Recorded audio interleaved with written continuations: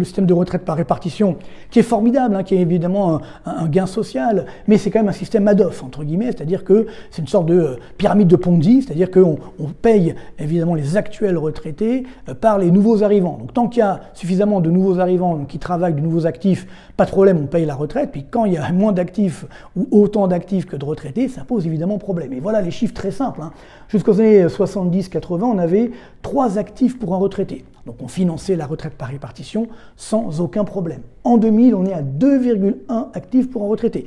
Ça baisse, mais bon, on se dit, allez, ça passe encore. Mais là, ça y est, on est autour des 1,5 actifs pour un retraité et bientôt 1,3 actifs pour un retraité. Et en plus, le drame, on avait parlé il y a quelques mois, c'est qu'on a eu un phénomène nouveau au mois de mars en France, c'est que le taux de natalité est passé sous le taux de mortalité. Voilà ces chiffres de l'INSEE. Au mois de mars, on a 9,4 décès pour 1000 habitants et 9,2 naissances pour 1000 habitants. C'est la première fois que ça arrive. Mais néanmoins, on voit bien ici que le drame, c'est la courbe bleue. L'effondrement de la natalité. Ça veut dire que le problème des retraites, non, il est déjà dangereux aujourd'hui, mais il va être de plus en plus dangereux demain, parce que on se disait, oui, bon, avec les enfants qui vont naître, ça va, ils vont payer notre retraite. Mais non, parce qu'il y en a de moins en moins. Et bien, donc, ce qui veut dire que là aussi, ça va être plus compliqué de financer nos retraites. On voit que c'est un problème de longue haleine, un problème de long terme. Et personne ne veut en parler. On nous dit, non, tout va bien dans le meilleur des mondes.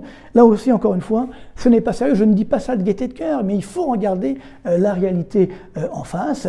Et donc, là aussi, il y a une surcotisation des retraites pour les retraites des fonctionnaires. Vous savez que c'est l'État qui les finance, bien entendu.